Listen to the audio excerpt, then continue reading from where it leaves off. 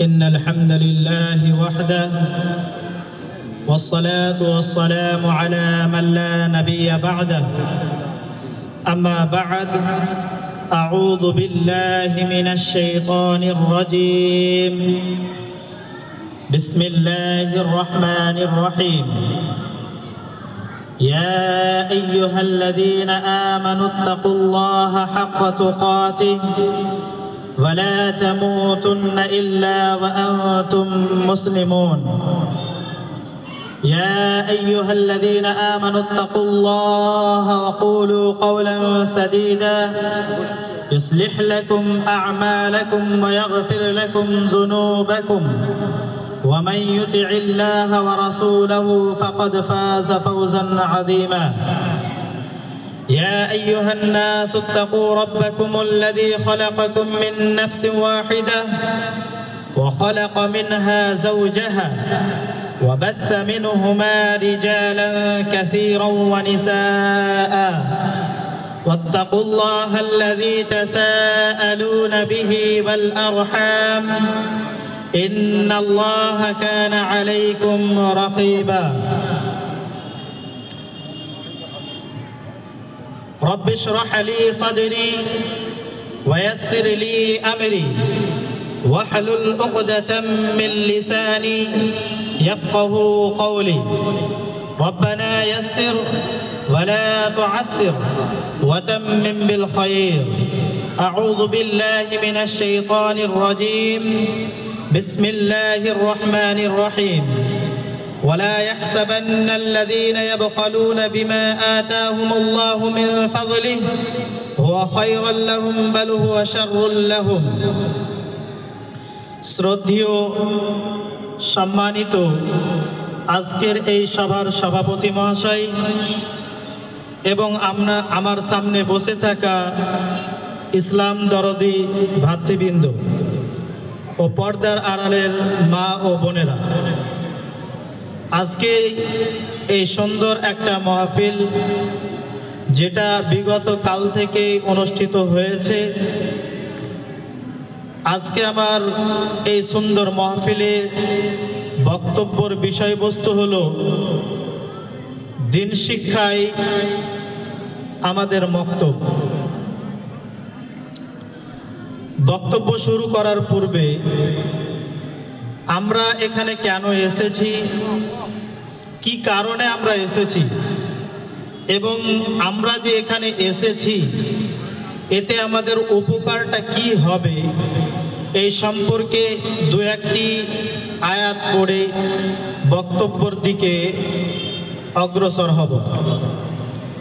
মহান আল্লাহ সুবহানাহু ওয়া তাআলা সূরাতুল আনফাল আয়াত নম্বর 2 এবং 3 এর মধ্যে বলেন, ইন্নামাল মুমিন, অর্থাৎ মুমিন ব্যক্তি কারা?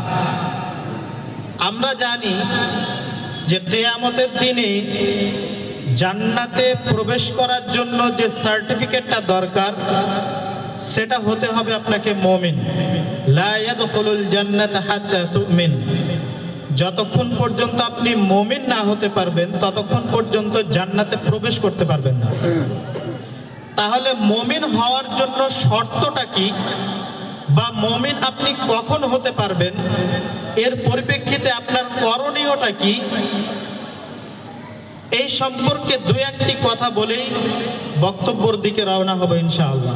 মহান আল্লাহ সুবহানাহু ওয়া তাআলা বলেন, ইন্নামাল মুমিন ইযা যুকিরাল্লাহু ওয়াজিলাত কুলুবুহুম, মুমিন হচ্ছে ওই ব্যক্তি ইযা যুকিরাল্লাহ, যখন তার সামনে জিকির করা হয়, তার সামনে যখন কোরআনের আয়াত যখন পেশ করা হয়, পরিবেশন করা হয়, উপস্থাপন করা হয়, যুকিরাল্লাহু ওয়াজিলাত কুলুবুহুম, তখন তার এই অন্তর থরথর করে কাঁপতে থাকে।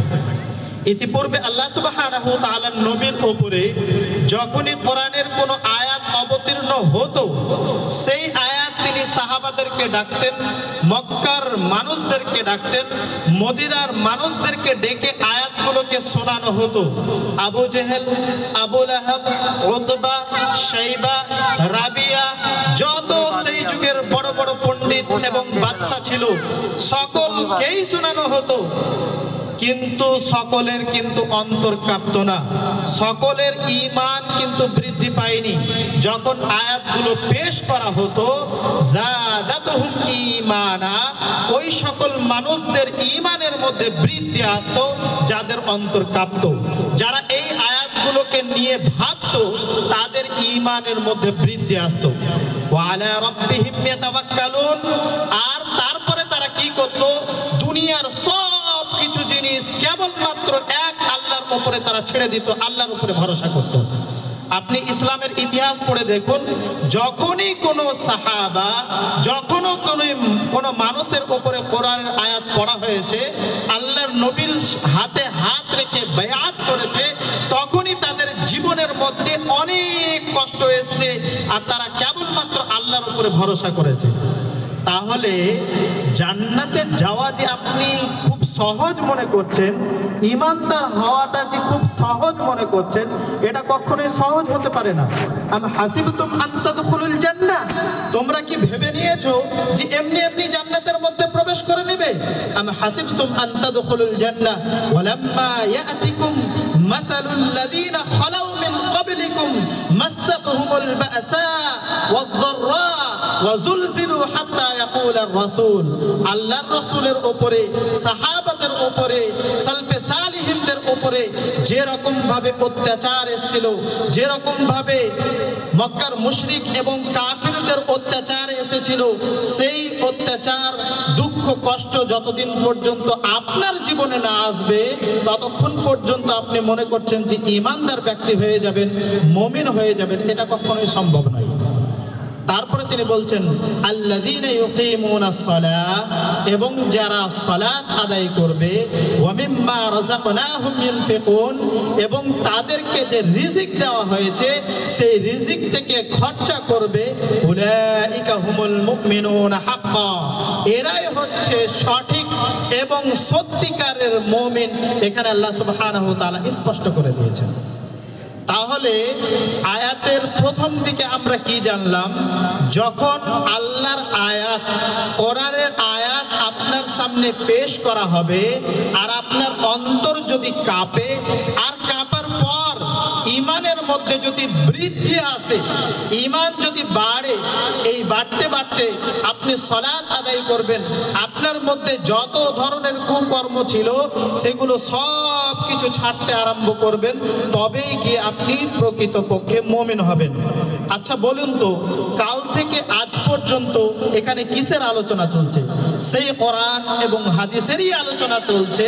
তাহলে আপনি যদি এই আলোচনা যদি শুনেন, তাহলে আপনার দুটি ফায়দা: এক, ঈমানের মধ্যে বৃদ্ধি আসবে; দুই, আল্লাহ সুবহানাহু ওয়া তাআলার নবী জনাবে আকরাম সাল্লাল্লাহু আলাইহি সাল্লাম তিনি বলেন, যখন কোনো মানুষ কোরআন পড়ে তখন তার প্রত্যেকটি হারফে একটি করে নেকি, সেই একটি করে নেকি 10 গুণ করা হয়। ওই হাদিসের মধ্যেই তিনি বলছেন, যদি এই আয়াত, এই হারফ কোনো ব্যক্তি যদি শুনে, একজন ব্যক্তি পড়ে যতটুকু নেকি পেল, উভয় আর একজন ব্যক্তি সেটাকে শুনে ততটুকুই নেকি পেল। কাল থেকে আজ পর্যন্ত আপনি দুটি জিনিসের ফায়দা হাসিল করেছেন: এক, আপনার ঈমানের মধ্যে বৃদ্ধি এসেছে; দুই, আপনি যখনই কোরআনের আয়াত শুনেছেন তখন আপনি একটি একটি করে নেকি পেয়েছেন প্রত্যেকটি হারফের মাধ্যমে।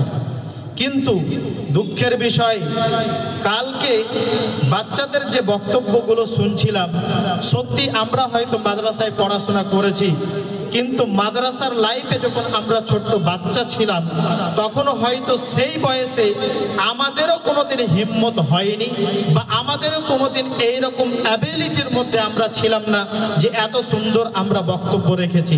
কালকে বাচ্চারা, আপনাদেরই ছেলেরা বক্তব্য রাখলো, কিন্তু এই সকল চেয়ারগুলো যেরকম কালকে খালি পড়েছিল আজকেও ঠিক সেই রকম ভাবে খালি পড়ে আছে।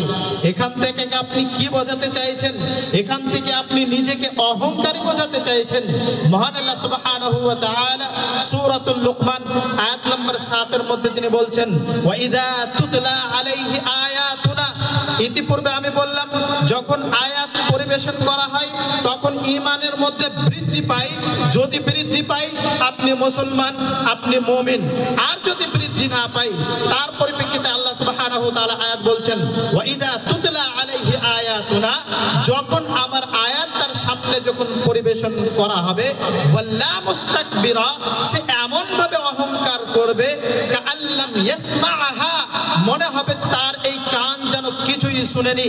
কাআল্লাম ইয়াসমাআহা কাআন্না ফি উযুনাইহি ওয়াকরা, মনে হবে তার কান যেন ঠসা, তার কানের মধ্যে ক্ষমতা নেই এই কথাগুলোকে ধারণ করার জন্য, শোনার জন্য, শ্রবণ করার জন্য।